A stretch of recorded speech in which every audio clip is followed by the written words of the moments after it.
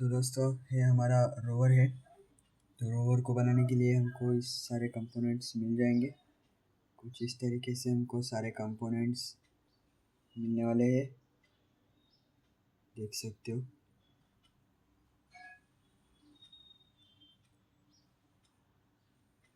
चलो अभी इसका असेंबलिंग किस तरीके से करते हैं ये वाला पार्ट आपको मैं दिखा। तो इस वाले पार्ट को मैंने पहले से ही फेविक्विक के सहायता से यहाँ पर इसको फिक्स कर दिया है। इस तरीके से मैंने यहाँ पर इसको फेविक्विक के सहायता से पहले ही फिक्स कर दिया है। तो इसको आपको सही एंगल में दोनों साइड वाले पार्ट लगाने, कुछ इस तरीके से यहाँ पर लगा लेने।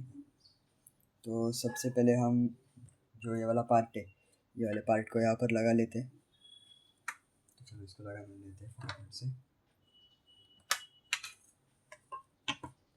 तो इसको लगाने के लिए आपको कुछ इस तरीके के स्क्रू का इस्तेमाल करना है। इस तरीके का जो स्क्रू होता है, इस तरीके के स्क्रू का आपको यूज करना है। तो यहाँ से ऊपर से इसको इसके अंदर डाल देना है, कुछ इस तरीके से ऊपर से इसके अंदर डाल देना है। और स्मॉलेस्ट स्क्रू के सहायता से, स्मॉलेस्ट नट बोल्ट के सहायता से हमको इसको इस तरीके से फिक्स कर देना है। आप इसको ज़्यादा टाइट भी कस सकते हो, नहीं तो नॉर्मली भी आप इसको कस सकते हो। तो इस तरीके से इसको यहाँ पर कस देना है, ज़्यादा टाइट नहीं लगाना है, ताकि हमारा जो ये वाला मैकेनिज़्म है ये कुछ इस तरीके से हो। सेम स्टेप से हमको इस वाले साइड को भी, इस वाले पार्ट को लगाना है। सेम स्टेप हमको यूज करना है। इस टाइप से आपको असेंबल करना है, दोनों साइड में इसको लगा लेना है। इस तरीके से जो ये वाला पार्ट है इसको बाहर रखना है, और सेम स्टेप से इसका जो वाला पार्ट है इसको बाहर रखना है। इस स्टेप से आपका जो 3D पार्ट है वो कंप्लीट होगा। इस तरीके से इसको बनाना है। तो अब इस तरीके से जो मोटर्स है, इन मोटर्स का जो ये वाला पार्ट है, मतलब कि जहाँ पर कोई भी शार्प नहीं है, ये वाला पार्ट, इसको हमको बाहर रखना है। और इसको यहाँ पर कुछ इस तरीके से लगाना है। यहाँ पर स्क्रू को टाइट करने के लिए यहाँ पर पहले से होल दिए हुए हैं, और मोटर के यहाँ पर भी आप देखोगे तो यहाँ पर होल दिए। तो इसको सेम स्टेप में यहाँ पर लाना है, और यहाँ पर हमको स्क्रू से कस देना है। तो ये वाला जो शोल्डरिंग वाला पार्ट है ये हमेशा अंदर वाले साइड में जाना चाहिए, ताकि हमको यहाँ पर वायर्स कनेक्ट करने, इसलिए ये वाला जो पार्ट है इस हमेशा अंदर वाले साइड से जाना चाहिए। और सेम स्टेप से हमको 6 मोटर्स को लगाना है।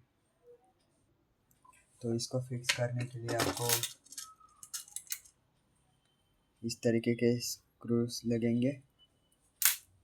तो आपको इस वाले स्क्रूज को आपको यहाँ से अंदर से डालना है, और इसको डायरेक्टली यहाँ पे इसके अंदर डाल के कस देना है स्क्रू ड्राइवर तक, स्क्रू ड्राइवर की सहायता से।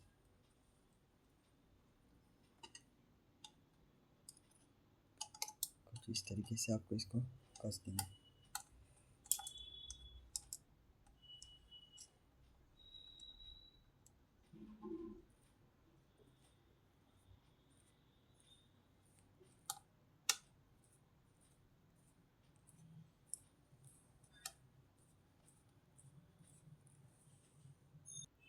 तो इसको इस तरीके से कस देना है, और सेम स्टेप दूसरा स्क्रू को इसके अंदर से डाल देना है, और यहाँ से इसको फिक्स करना है इस तरीके से। और आपका इस वाले 3D प्रिंटर पार्ट का जो होल है और मोटर का जो होल है, इसको मैच करके आपको स्क्रू को पैक करना है। इस तरीके से इसको पैक कर देंगे, और यही सेम स्टेप हम सारे मोटर्स को यूज करने वाले हैं। इस तरीके से इसको भी कस देंगे इसके अंदर।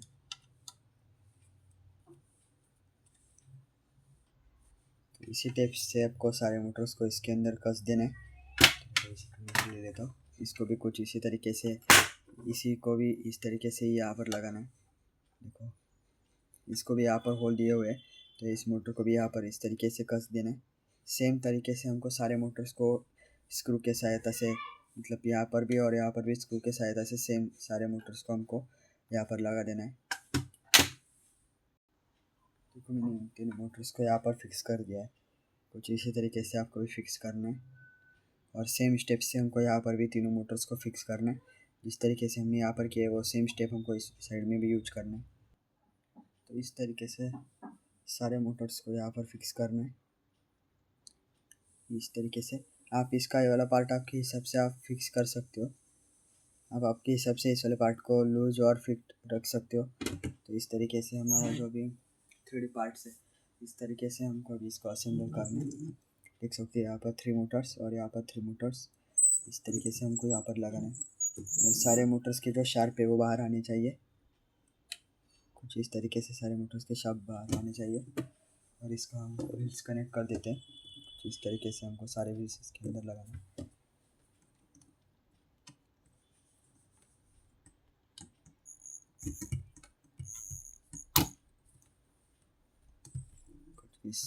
इस तरीके से सारे व्हील्स हमको लगा देना है।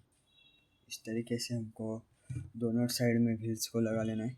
इस तरीके से दोनों साइड में हमको व्हील्स को लगा लेना है, तो इस तरीके से। और अब हम इसका जो ये वाला पार्ट है इसको यहाँ पर लगाएंगे। तो सबसे पहले हम यहाँ पर आर्डिनो को फिक्स कर ले। हमको इस आर्डिनो को यहाँ पर इस तरीके से फिक्स करना है।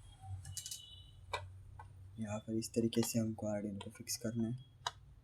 यहाँ पर हम इस तरीके से हमारे आर्डिनो को फिक्स करेंगे। तो चलो फटाफट से इसको फिक्स कर लेते हैं।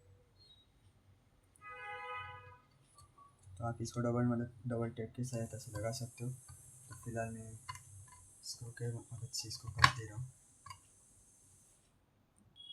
तो इस तरीके से आर्डिनो को यहाँ पर फिक्स करना है। यहाँ पर हमारा आर्डिनो फिक्स हो जाएगा। उसके बाद इन 4 स्क्रूज को हमको नीचे के साइड से, मतलब यहाँ पर चारों साइड्स पर नीचे के साइड्स के ऊपर के साइड्स पे लगाना है, मतलब नीचे के साइड से उसको लगा। तो इस तरीके से हमको यहाँ पर इसको इस तरीके से लगा लेना है। और सेम स्टेप्स से हमको यहाँ पर नीचे से डाल के इस तरीके से सारे स्क्रूज को हमको यहाँ पर फिक्स करना है। तो इसको हमको नट बोल्ट के सहायता से यहाँ पर ऊपर से लगा कर इस तरीके से हमको इसको टाइट करना है। कुछ इस तरीके से हमको इस तरीके से लगाना है। सारे चारों स्क्रूज को हमको इस तरीके से ही लगाना है। तो इस तरीके से हमको 4 स्क्रूज को यहाँ पर लगा लेना है। इस तरीके से यहाँ पर लगा लेना है। और ये वाला जो प्लेट है, ये वाला इसके साथ आया होगा, इसको हमको यहाँ पर लगाना है कुछ इस तरीके से।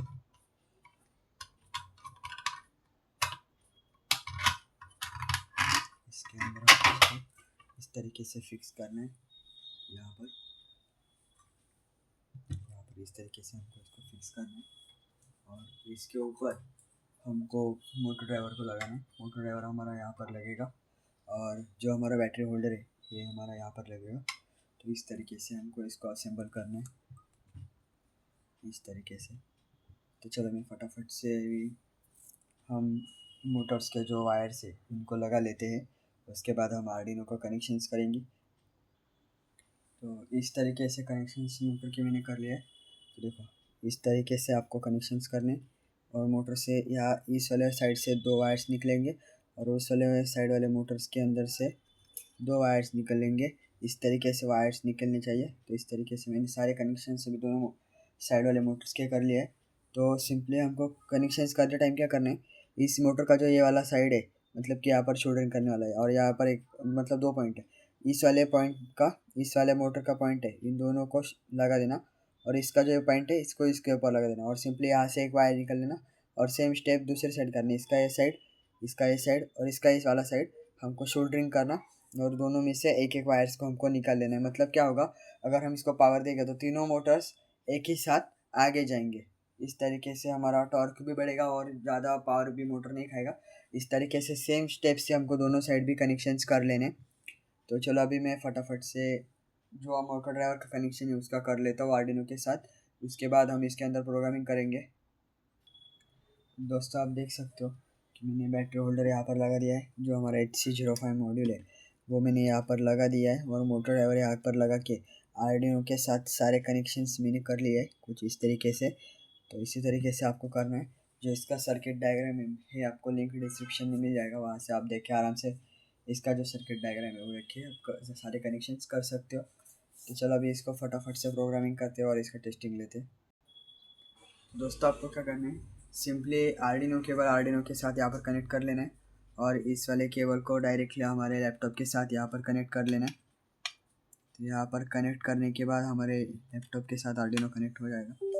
तो इसको कनेक्ट करने से पहले क्या करना है, जो हमारे मोटर ड्राइवर के साथ जो हमारा आर्डिनो का VCC वाला वायर जा रहा है वो निकाल लेना है, और जो हमारा HC05 मॉड्यूल के साथ जो VCC वाला वायर जा रहा है वो निकाल लेना है।